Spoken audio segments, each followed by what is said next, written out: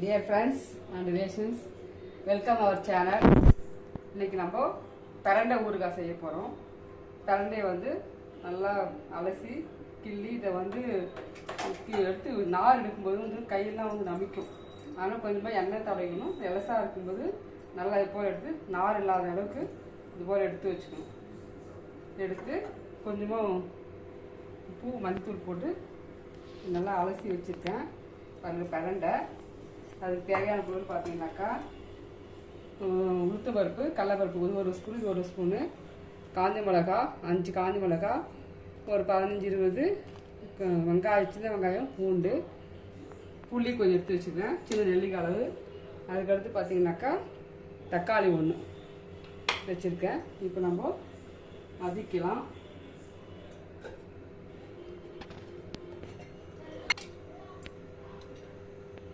ஒரு 2 spoon 3 spoon எண்ணெய் ஊற்றிக்கலாம்.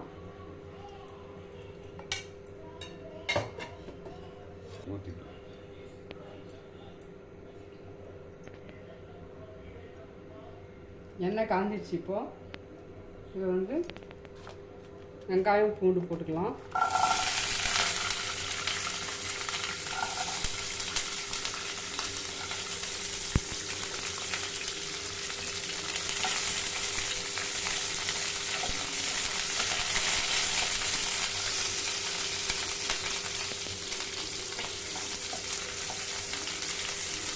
இது வதங்கிறதுக்கு ஒரு விஷயம் பார்த்துக்கலாம்.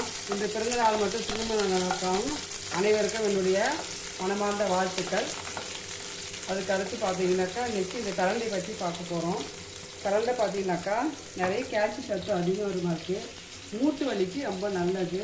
ஆனால் அபோ பாட்டி இருக்கிறவங்களாம் வந்து அடிக்கடி வாரத்துக்கு ஒரு முறையாவது இந்த பிரண்டை ஊறுகாய் செஞ்சு சாப்பிட்டோம்னாக்கா நம்ம நரம்புக்கு, மூட்டுக்கு எல்லாத்துக்குமே ரொம்ப ரொம்ப நல்லது. மருத்துவ குணம் வாங்கி வந்து இது வந்து என்ன பார்த்தீங்கன்னாக்கா எலும்பு உடஞ்சிச்சுன்னா கூட எலும்பு வந்து சேர்றதுக்கு அது பேரை வந்து எலும்பு இணைவி அப்படின்னு சொல்லிட்டு இதுக்கு ஒரு பேர் இருக்குது. இங்கே வந்து பார்த்துக்கலாம். பிஞ்சிச்சு உளுத்தம்பருப்பு, கடலைப்பருப்பு, காஞ்ச மிளகாய் போட்டுக்கலாம்.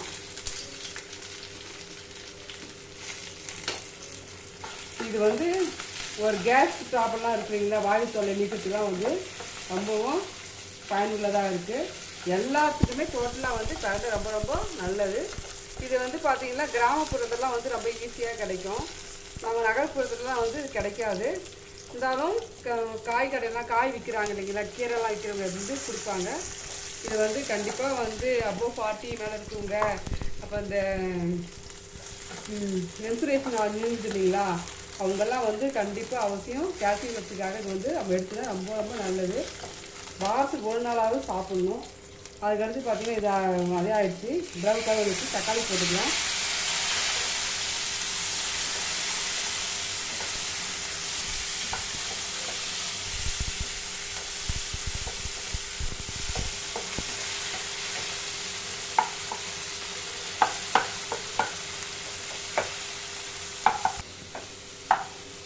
இது பாருங்க தக்காளி எல்லாம் வந்துச்சு. இந்த ஸ்டேஜில் வந்து நம்ம இதை போட்டுக்கலாம்.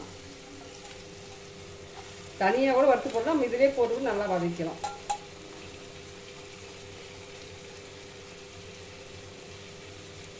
இது நல்லா வந்து கலர் மாறணும். இந்த பச்சை இருக்குது அந்த கலர் மாறணும். அந்த அளவுக்கு நம்ம இதை வதக்கணும்.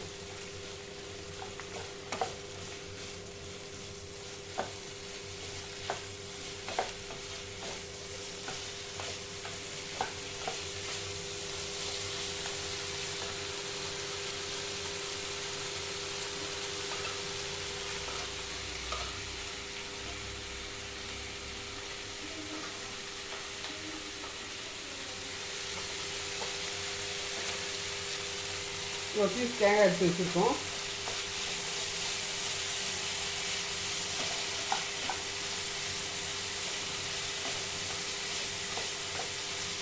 இது சப்பாத்திக்கு, சாதத்துக்கு எல்லாத்தையுமே சாப்பிட்லாம்.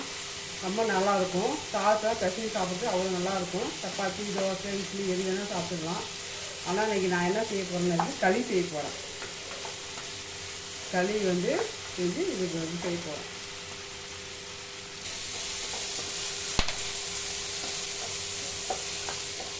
இங்கே பாருங்கள், நல்லா கலர் மாறிடுச்சு பாருங்கள்.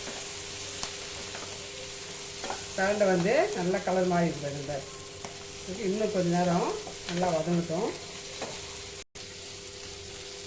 நல்லா வதங்கிச்சு. இந்த சைடு வந்து புளி தேங்காய் போட்டு வதக்கலாம். இதுக்கு தேவையான அளவு உப்பு போட்டுக்கலாம்.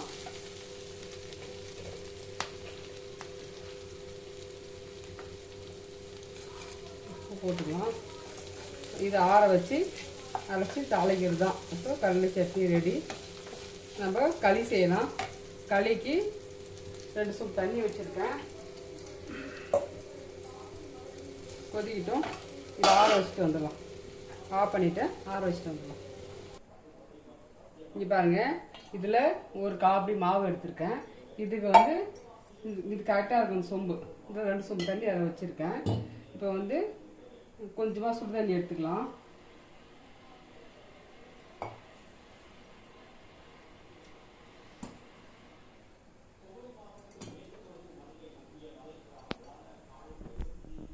இதில் கொஞ்சமாக மாவு எடுத்து போட்டு கரைச்சி இதில் ஊற்றலாம்.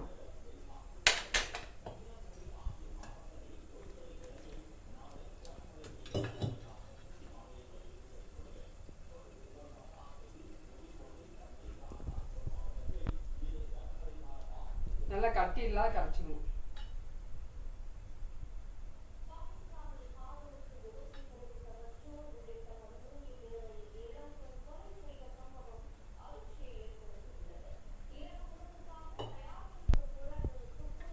மாவு கரைச்சி ஊற்றிக்கலாம். ஊற்றிட்டு தொலைவிட்டே இருக்கணும். இல்லைன்னா வந்து இதாகிடும். கொஞ்சம் 2 செகண்டே வந்து கெட்டியாகிடும்.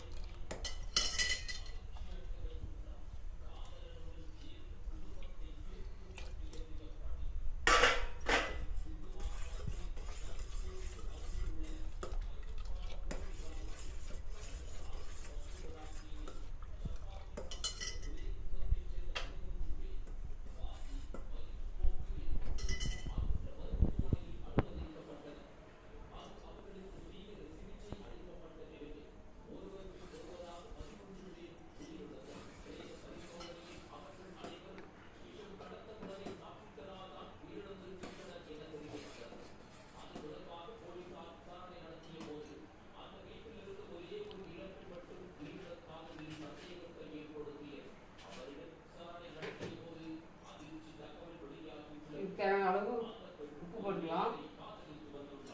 கொஞ்சமாக வந்து நல்லா வந்து விற்க வந்துடுச்சு. இந்த சமயத்தில் இங்கே வந்து ஸ்டவ் வந்து சிம்மில் வச்சுட்டு இந்த மாவை வந்து இப்படி கொட்டணும்.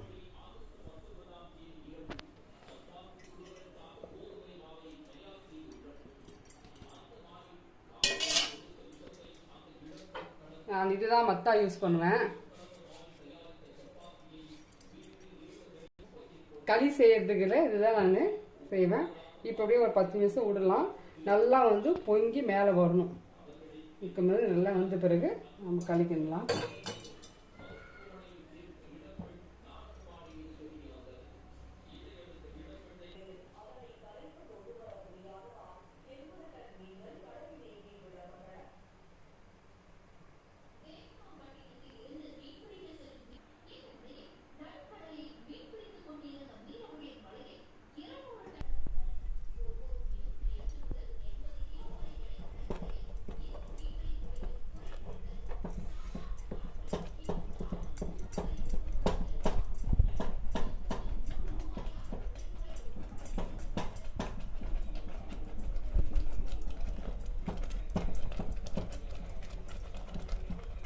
கீழே எடுத்து வச்சுக்கலாம்.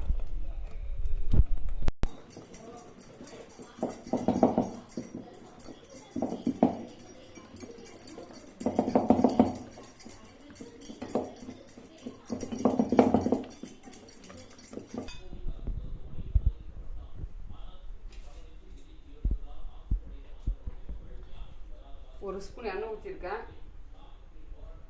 கொஞ்சமாக கடுகு போட்டுக்கலாம்.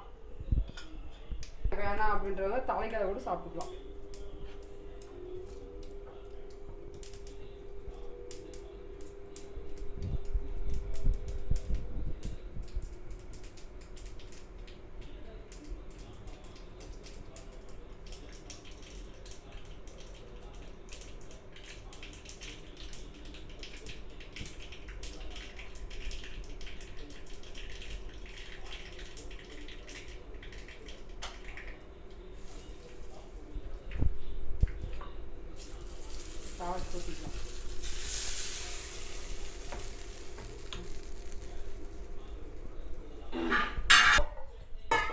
தொட்டு பார்த்தா கையில் ஒட்டலை. தண்ணி தொட்டு பார்த்தா கையில் ஒட்டினா வெந்துருச்சுன்னு அர்த்தம். இப்போ அவளை நம்ம அப்படியே உண்டை உருட்டி சாப்பிட்றதும்.